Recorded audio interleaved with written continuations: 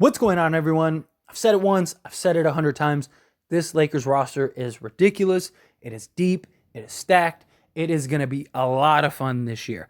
And I know you look at some of these other rosters, like the Celtics, the Suns, the Bucks, and they're scary on paper, right? And on the surface, yes, they look great. But deep down, they are very frail, right? Because they don't have the depth that the Lakers have. And that's the advantage, right? Not only do the Lakers are still the only team that have two top 10 guys in the league on the same roster, but we're also the deepest team in the league, which adds a lot of just value in and of itself and is going to be our big advantage over these various teams that just seem unfairly stacked, right? And it's championship or bust for the Lakers. But as we move closer to training camp, as we move closer to just the NBA season period, I'm going through all the various players and kind of breaking them down.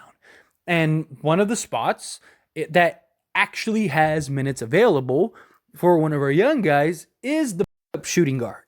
And that is where Max Christie comes in.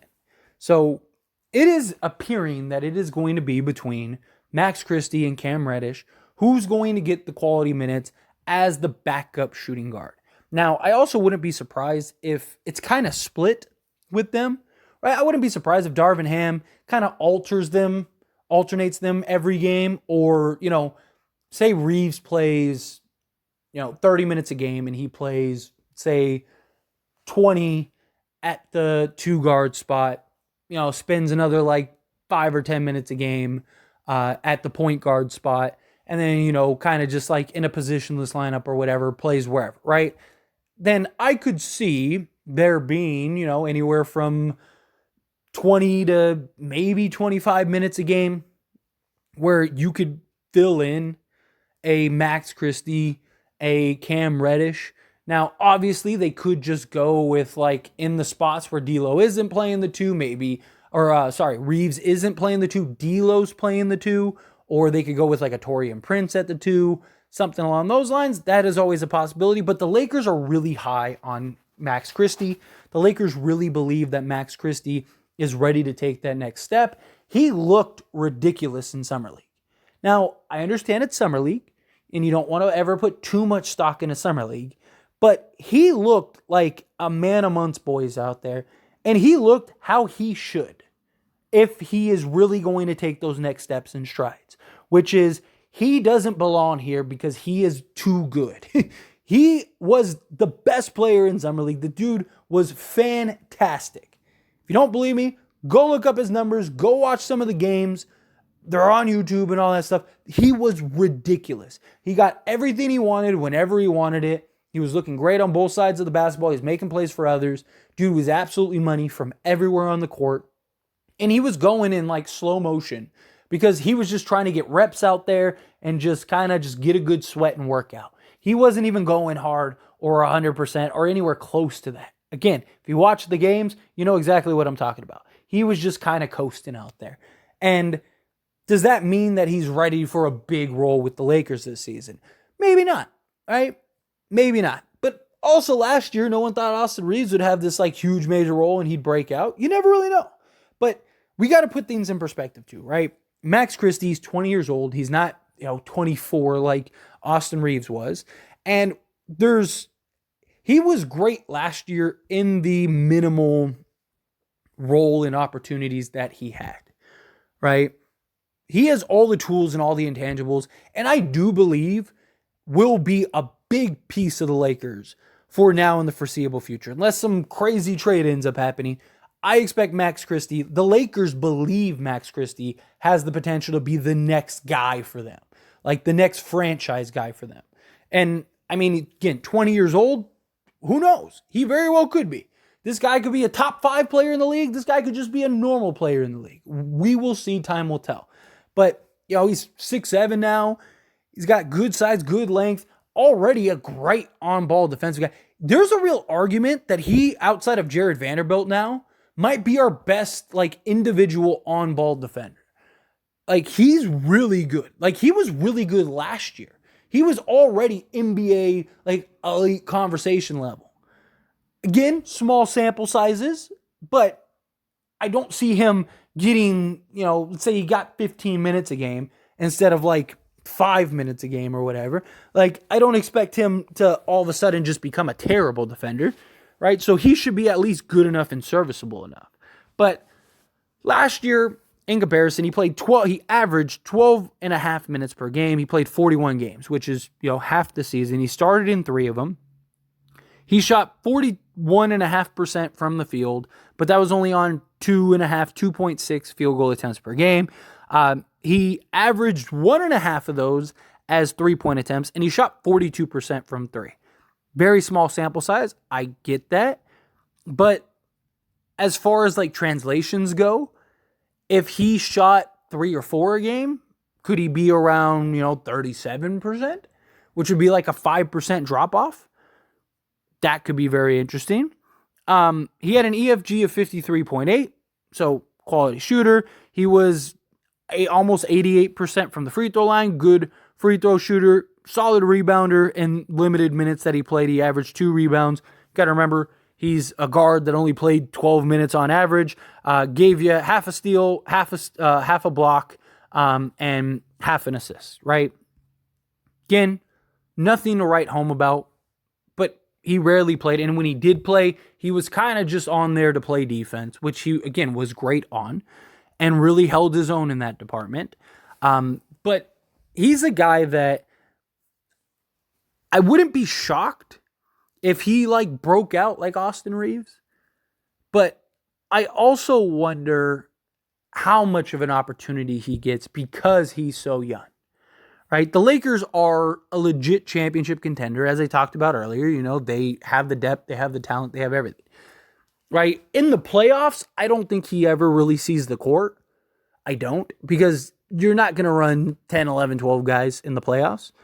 During the regular season, I definitely think he gets some burn. I could see him getting around 40 to 50 games this season under his belt, somewhere in that ballpark, and him averaging probably around 12 minutes a game, but more like meaningful time in minutes, where again, he was just kind of out there in spots, right? Or he was only out there in games where basically everyone was injured or something was going on. And then he had like that 2-game stretch or whatever where the Lakers just needed somebody desperately, and it was like, what do we have to lose? You might as well throw Max Christie out there and see if he can get something going.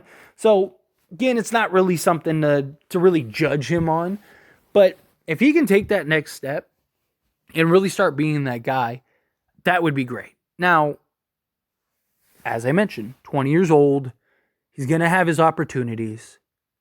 I wouldn't be shocked if Darvin Ham looks at it as like, okay, we need to win every game we can. We need to really buckle down, lock in, get ready. Like Christie, yeah, you're going to get some minutes. You're going to get some time here and there, but him not really being a focus. And maybe even going with like a guy like Cam Reddish, who, look, Cam Reddish is a baller. And that dude should be very good too. I would have no problems if they played Cam Reddish over Max Christie. I don't think the Lakers lose either way, whether it's Christie or Cam Reddish. Because if Max Christie outplays Cam Reddish, that means Max Christie is probably going to be very good this year for the Lakers. So either way, I don't really care. But I also don't know how much Cam Reddish is even going to play. Right? Because again, like, do they go the veteran route and go with like, okay, let's go, D'Lo, Reeves, Vando, LeBron, and AD. And then you have, a Gabe Vincent, Taurean Prince, Rui Hachimura, Christian Wood, and Jackson Hayes. And that's basically your 10-man rotation. Max Christie and Cam Reddish are kind of just filling in the blanks here and there.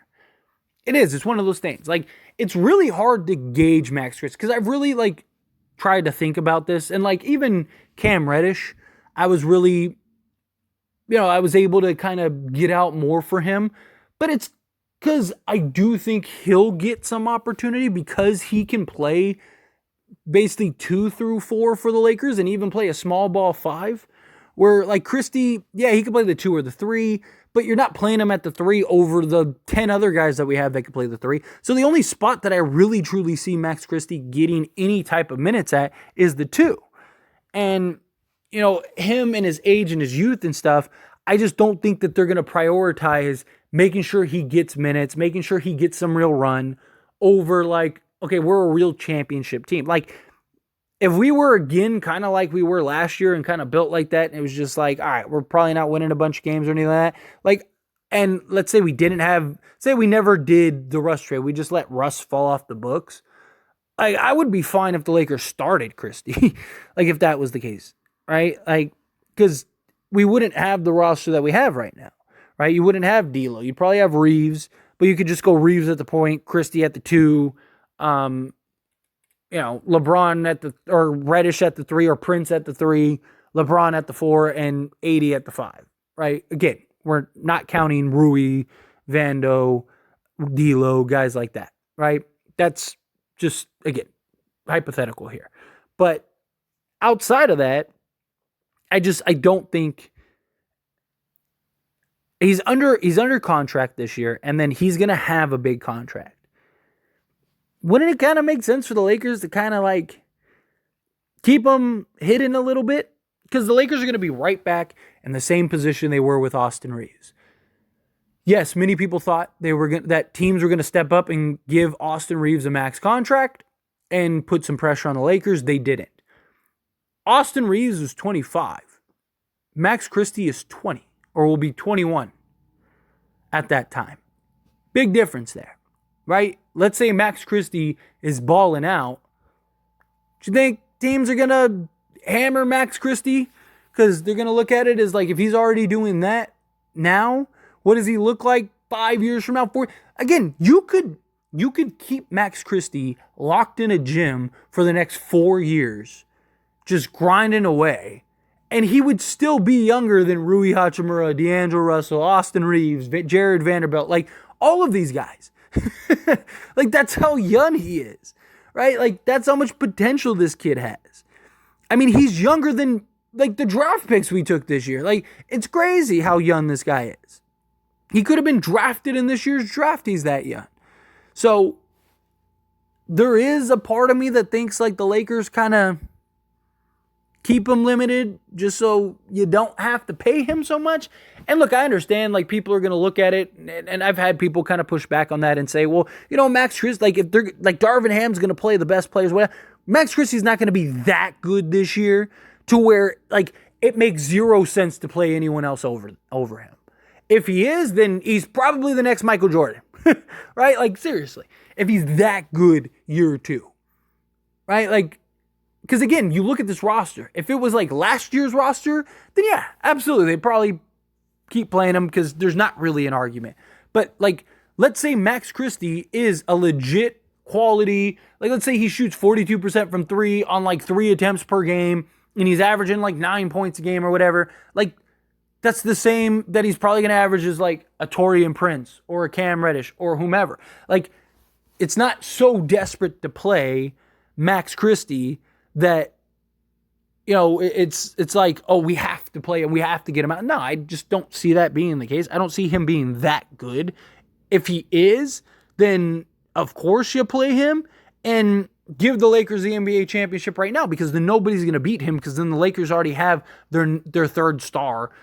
If he's that good this year, that there's no argument for anyone to play minutes over him, right? Like, so I wouldn't be shocked if the Lakers kind of keep him hidden a little bit. But I don't know, time will tell. And for those that are thinking like, oh no, that wouldn't happen, go watch Gilbert Arenas talk about what happened to him. How teams do that all the time, because they don't want to pay the guy a max, or they don't want somebody to pressure them into paying a max. Because last thing you want to do is have to give Max Christie $100 million a year when you're got this young core, you got this roster, LeBron's leaving soon, and you'd like to go get another star to replace him. So just a thought. But I don't know, I'm curious because we don't have a lot of tape information and things. But I hope he kills it. Look, the better he is, the better the Lakers are, right? So if he turns into that third star and he's so good, it's like you need to start him, then that means the Lakers are probably going to be terrifying this year. But I don't think that's going to be the case. Because again, he's 20 years old. He's a kid, right? He has a lot of basketball ahead of him. So time will tell. But anyway, as always, this is a discussion, so I pass the question to you. Let me know your thoughts and opinions down in the comments below. What do you think? How do you feel? What do you think Max Christie does this year. Think he plays? Think they kind of keep him hidden? How do you feel? Whatever your thoughts are, I'd love to hear it. Let me know.